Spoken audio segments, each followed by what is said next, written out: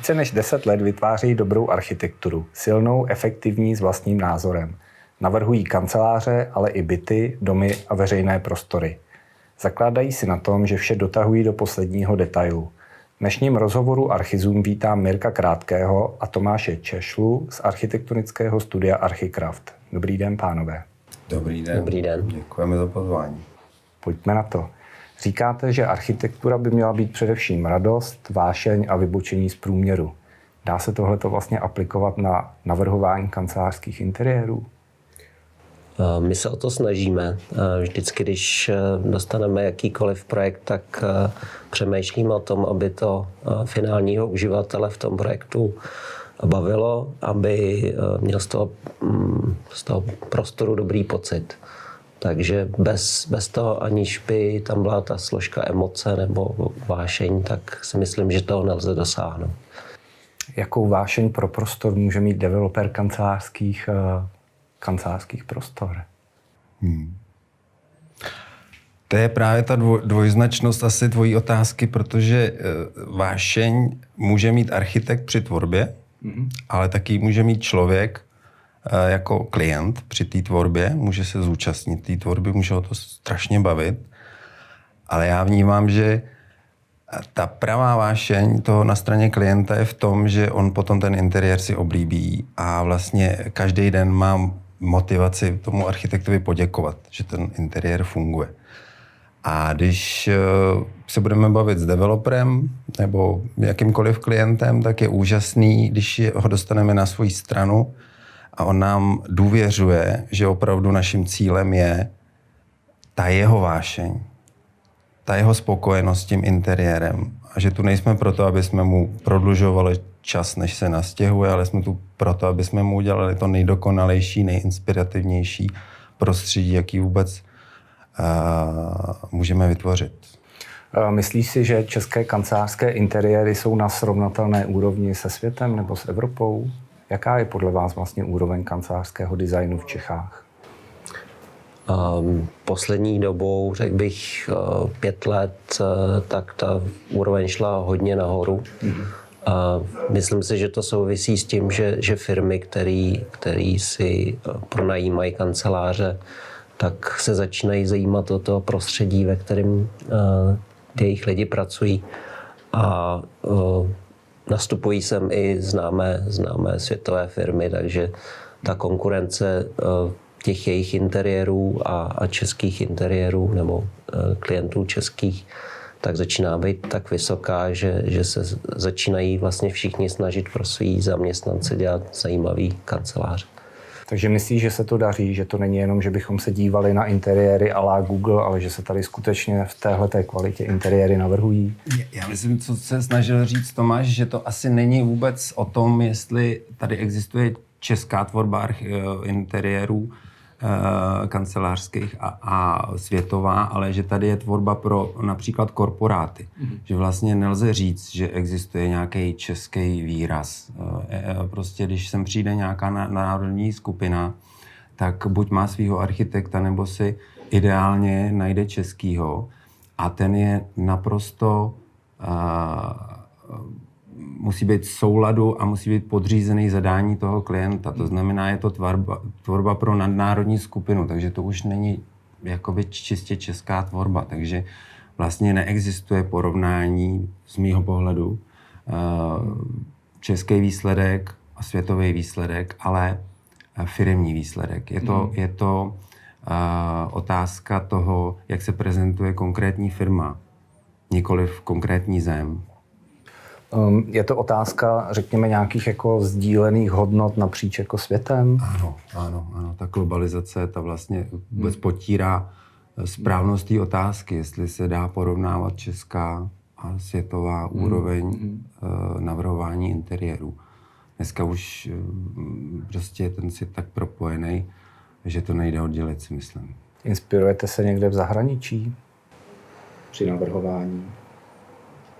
No, my v ateliéru neradi dáváme lidem, aby návod, aby používali Pinterest na jako inspirace se světem. Spíš lepší je hodně cestovat a prožít si ty kanceláře nebo jakýkoliv prostory naživo, protože tam člověk navnímá, co je v tom prostoru správně a co ne. Kolikrát ta fotka prostě neprozradí vlastně tu kvalitu toho interiéru. Nicméně, když navrhujete kanceláře, jakým způsobem postupujete? Někde na začátku moodboard nebo nějaký, jak ty říkáš, Pinterest asi musí být, abyste klientovi dokázali předat nějakou informaci o tom, jak ten jeho interiér může vypadat nebo měl by vypadat. Tam je to prostě o té rovnováze. Nikdy nesmí zvítězit zástupná fotografie, do které se klient zamiluje, ale která je vlastně bezobsažná, jo, že je jenom krásná. My musíme prostě to zadání prozkoumat úplně ze všech stran. Ekonomika, konstrukce, pak takový ty podtémata jako akustika, osvětlení. Teď se hodně skloňuje workplace jako samostatný téma, to znamená vůbec, jak má ohledně lidí ta firma fungovat. Tohle všechno se musí dát dohromady. A ten design, takový to pozlátko, to je až na posledním místě, to je taková ta odměna, že si člověk může udělat i radost z toho, že má jako vizuálně ho to uspokojuje, toho architekta. A my věříme, že i klienta. Takže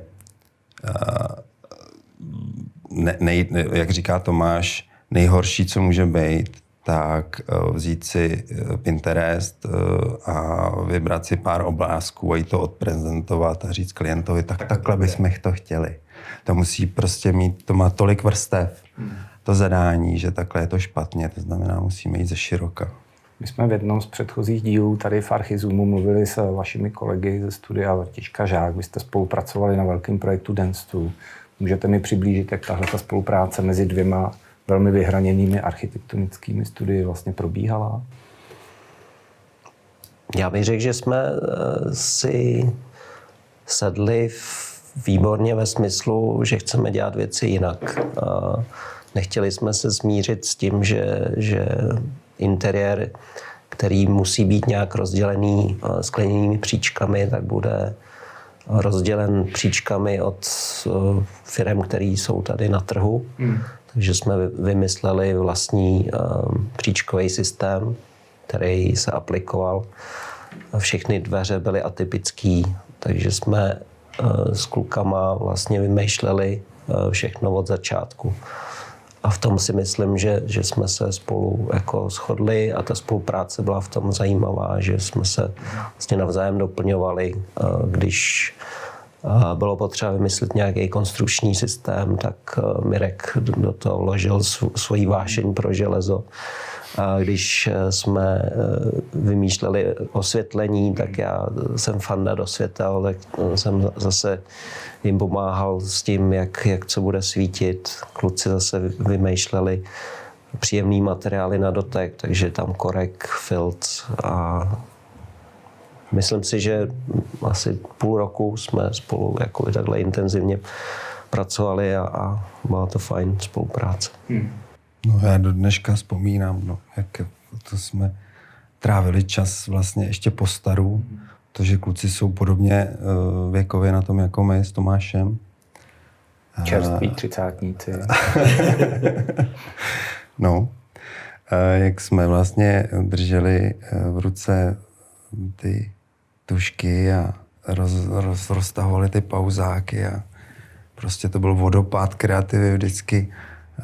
V jednačce u velkého stolu jsme si to tam rozbalili a byl to takovej brainstorming na papíře. A vždycky na konci dne, když už jsme byli úplně unavení, jsme zjistili, že to vlastně něco z toho jako opravdu vezmeme. Takže to byla taková úplně opravdová radost při tvorbě, jo? Že jsme si tam pro sebe našli čas, 2 ateliéry, sešli jsme se u jednoho stolu a tam se opravdu tvořilo.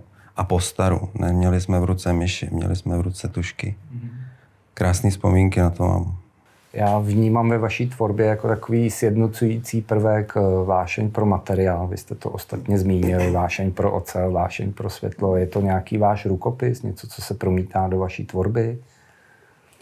Rozhodně souvisí to s tím, vlastně s tou snahou nespadnout výběrem materiálu do nějakého standardu. To, co se objevuje na českém trhu, ale buď to ty materiály sami vyvíjíme s řemeslníky, anebo hledáme prostě různě po světě, spíš teda Evropa kvůli nákladům, ale vždycky je cíl v každém projektu mít materiál, který je pro nás nový a něčím zajímavý. Co si mám, Tomáši, představit pod pojmem český standard?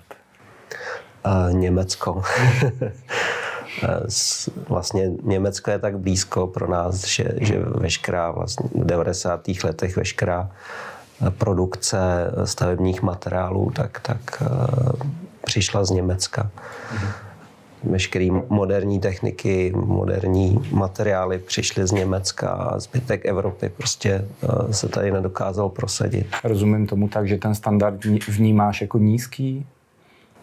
Ne, ale já tomu říkám německý standard, všechno je takové čisté, uhlazené, uniformní. A možná trochu špatně, protože když si vezmeš, jak vypadá klasická obložka, obložkový dveře, takový ty tuctový obložkový dveře, tak to je všechno špatně. Pro architekta nepřijatelná třeba povrchová úprava nebo řešení hran nebo vůbec proporční vztah křídla a zárubně, vztah zárubně ke stěně. Zkrátka ty témata, který architekta, který je citlivý, tak ty tam jsou úplně upozaděný a vlastně zvítězila technologie a jednoduchost výroby. Možná taky nějaká opakovatelnost a ekonomika věci, ne? Ano, ale to je právě to, co je špatně. A to my se snažíme bořit vlastně. Takže jeden z principů, jak tvořit, je bořit. Bořit zažitý principy, které vůbec nemají vlastně žádnou jinou logiku, než je přirozenost z hlediska výroby. My jsme v seriálu Architektura kanceláří. Dá se vůbec v interiérovém designu v kancelářích tohleto boření, o kterém ty mluvíš, dá se to vůbec jako aplikovat? To je možná jedna z nejtěžších disciplín kanceláře v tomhle smyslu, protože co je to průměrná kancelář? Čtverce, koberec na podlaze, tapeta na stěně a skládaný podled. Já bych řekl, že je výhodou, že žijeme v době, kdy lidská práce už začíná být dražší než ten materiál. Takže vlastně, když ten materiál vyvineme a vyrobí se, tak i když je atypický, tak už vlastně ta lidská práce pokrývá tu cenu a pro tu zbytkovou cenu a pro investora už to nemá význam, jestli má dražší materiál nebo levnější. Protože to se bavíme o ekonomice navrhování. Ano, protože lidská práce dneska už je mnohem dražší. Ale ono to není o tom, že by ten zlatý standard, ten průměr byl nějak finančně výhodný. Podle mě dokážeme přinést řešení, které jsou neotřelý a buď stejně nebo i levnější, jako co se týče pořizovacích nákladů. Takže to je možná ta radost, jako když se architektovi povede třeba podhled úplně zrušit. Když přesvědčí klienta, že je to správně, získat 40 cm prostoru a nechat brutálně otevřený ty všechny rozvody. Jsou klienti, kteří to pochopí a pak ten interiér krásně zvoní. To samé s tím příkladem těch čtvercových koberců. Proč dělat standard? My jsme vždycky šli proti a vždycky jsme si na tom samozřejmě trošku ublížili, protože jakmile architekt vybočí z průměru, tak pak trpí. Stojí o to strašné energie. Nakolik jste vybočili z průměru u svých vlastních kanceláří? Vy jste se nedávno stěhovali v Holešovicích do nových, zařizovali jste si pro sebe kanceláře. Trpěli jste? My jsme měli časový limit půl roku od momentu, kdy jsme ty kanceláře našli, až po nastěhování, takže tam to trpění jako museli jsme si všechno sami strašně rychle vymyslet. A všechny postupy, které jsme tam chtěli mít atypický, tak jsme museli vědět, že časově to zvládneme. Takže zvládli jste to? My jsme ten prostor vlastně nechali v podstatě tak, jaký byl, akorát jsme všechny povrchy vrátili na to jádro. Beton dlažbu jsme sundali, zůstala tam betonová podlaha, ze stropu jsme oškrábali omítku. A To byl jenom nátěr na betonu a nám se strašně líbila ta struktura. Je to tedy nějaká součást vašeho rukopisu, seškrábat, sundat, očistit? myslím si, že že každá stavba je krásná, když vzniká už. A takový to zakrývání těch povrchů a snaha to začistit, tak kolikrát té stavbě uškodí. Ale k té otázce, jestli jsme to zvládli, je to prostor pro nás, takže my jsme vlastně měli delikátní svobodu. To se nestává. Architekt sám sobě klientem. No, je to těžký, ale jako málo který klient takhle obrovskou svobodu nám poskytne a když to k tomu dojde, tak to vždycky dopadne dobře. A já si myslím, že tam teď jsou lidi hrozně rádi, že se to povedlo. Není to samozřejmě ještě úplně dotažený, ale vlastně jediný limit, co jsme měli, tak jsme si dali asi peníze. My jsme nechtěli jakoby do toho sypat. Jsou to nízkorozpočtové kanceláře? To asi ne, ale rozhodně to není nadstandard. My jsme se snažili jakoby zobrazit, jaký jsme. My nejsme architekti, který plejtvají penězma. My jsme architekti, který přemýšlejí o penězích. A myslím si, že to na tom je vidět. Jsou dobře umístěný. Ještě bych jenom rád řekl, že pro nás bylo zásadní místo, který jsme si vybrali, že je v úrovni ulice. Máte že vstup to vlastně, z ulice. má to vstup z ulice, je to původně obchodní prostor a my chceme ukázat, že ten architekt není kancelářská myš schovaná někde v bytě ve 4. patře, ale Architekt ve výloze. Že jsme architekti ve výloze a lidi můžou vidět, jak pracujeme. Když přejdu k obecnějšímu tématu, vnímáte za poslední měsíce nebo za poslední půl rok, co se světem prohnala podivná pandemie nebo epidemie koronaviru, vnímáte u svých klientů nějaké změny v náhledu na to, jak se kancelářské prostředí bude vyvíjet? Bude se podle vás redukovat? No, já myslím, že brzo na tuhle otázku, jo, protože my nenabíráme zakázky na bázi týdnů, ale to má delší jako dobu trvání vůbec se dohodnout s klientem, takže k tomu ani nemohlo dojít, jako že bychom poznali, jak se kdo chová po té krizi, nehledě na to, že nevíme, jestli se nám nevrátí. Ale já myslím, že to udělalo s lidma obecně, nejenom v kancelářích, ale obecně zásadní posun v tom, že si uvědomili,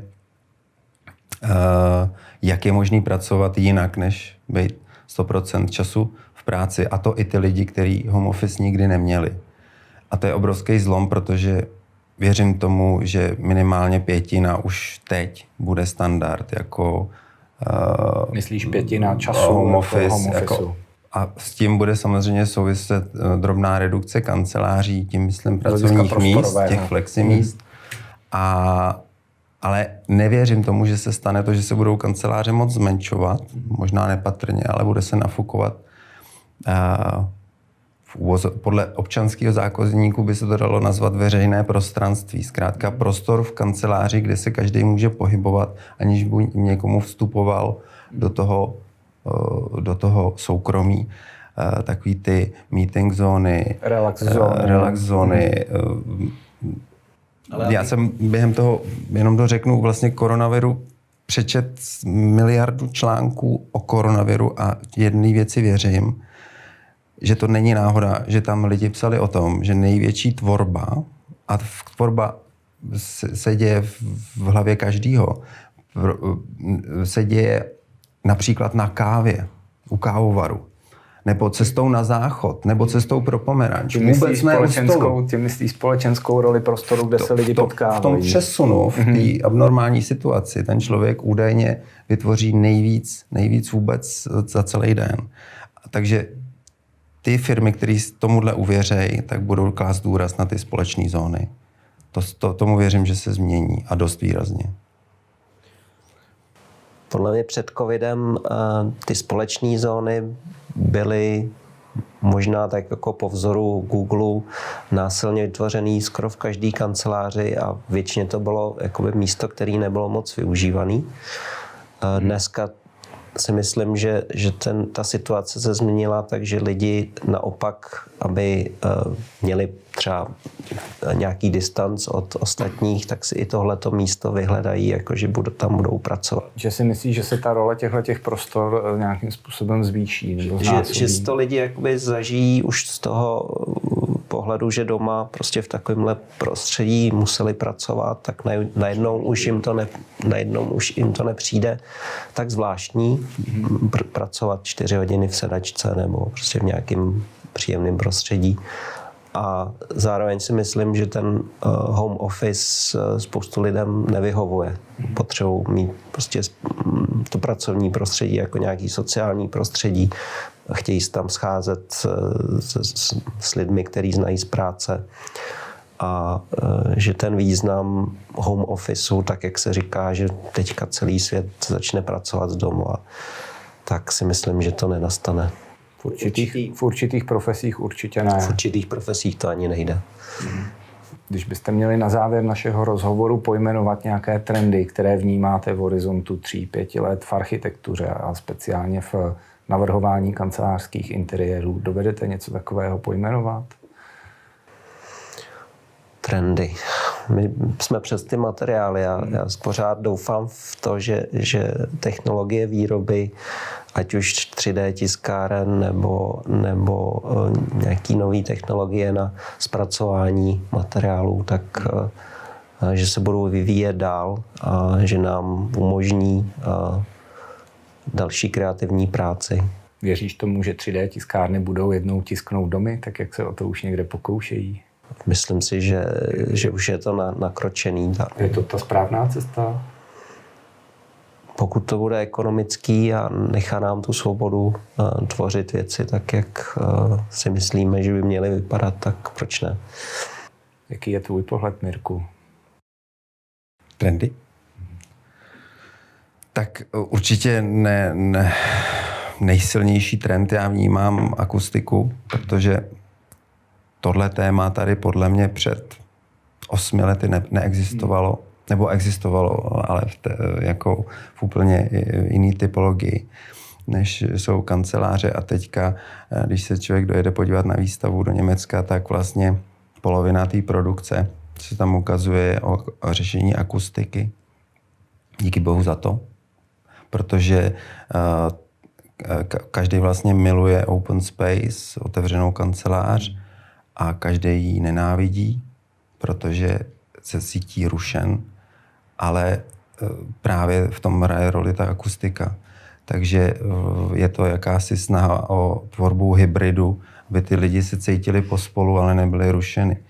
A to je velký úkol a ta akustika to umí zabezpečit.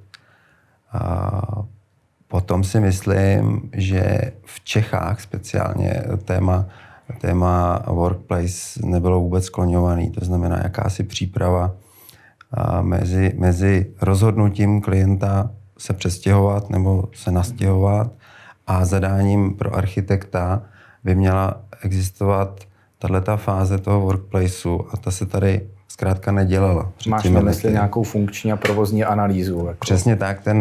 Ten zadavatel by si měl hodně dobře rozmyslet, kam tu firmu chce dotáhnout, jak chce, aby fungovali ty lidi. A ten architekt se musí takhle napojit, ne takhle.